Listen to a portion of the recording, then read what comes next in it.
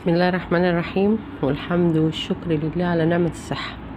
ازيكم عاملين ايه؟ يا رب تكونوا بخير وبصحة وعافية دايما يا رب. لو اول مرة تشوفوني، انا شفيت من امراض كتير من الطبيعة بدون ادوية. تجربتي على فيديوهات في القناة.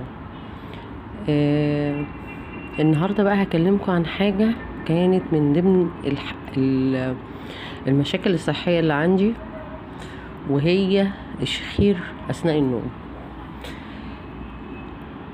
كن يعني مش بشخر، يعني عارفين أقول لكم إيه، في مزيكة حسب الله. ما كانش حد بيحب ينام جنبي، ما حدش أنا كده ما بحبش أنام جنب حد، بس يعني كان صوت شخير، يعني كأن في سيمفونية بصوت عالي. دي الحتة الكوميدية. لكن المأساة بقى ان انا ممكن نفسي يتقطع وانا نايمة، واقوم مفزوعة من النوم.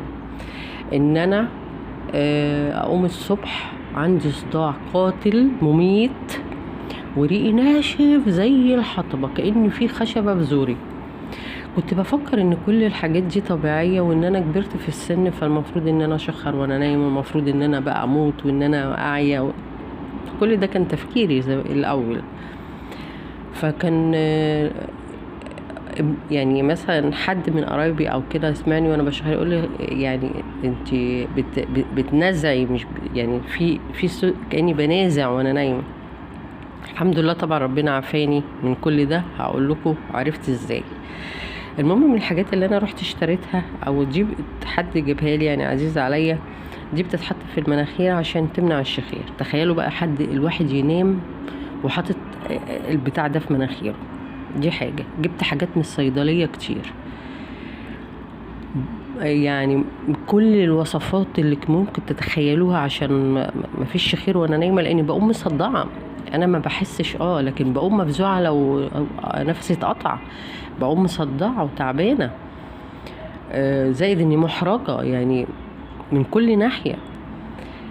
فمن فضل ربنا الحمد لله ربنا عافاني. انا من غير ما اقصد طبعا، كان اساسي عندي السكر نوع تاني، فتعفيت بقى. كل شويه بكتشف حاجه اهو، كل شويه بكتشف حاجه ربنا عافاني منها. من فتره بقى كنت عند اختي وقلت لهم شوفوني بقى، انا لسه بعمل الاصوات الرهيبه دي وانا نايمه.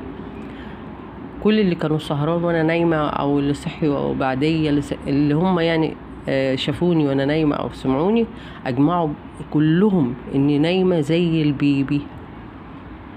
تخيلوا، نايمة زي البيبي بدون اي صوت ولا بدون اي حاجة. يا رب ربنا يعافيكم ويشفيكم. الشخير ده صعب جدا، يعني احنا ممكن نضحك ونقول حد في شخير وهو نايم، لكن هو كان بالنسبة لي مأساة.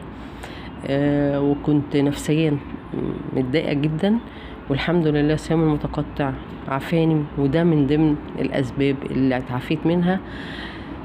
يا رب تشاركوني تجربتي وتشفوا من الطبيعة بدون أدوية، واتمنى لكم كل خير وصحة يا رب.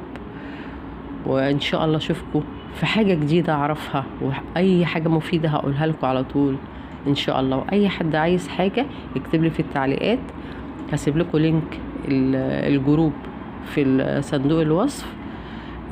اي حد عايز اي معلومة او اي حاجة عن تجربتي، انا تحت امركم. واشوفكم ان شاء الله في فيديو جديد ومعلومة جديدة ان شاء الله.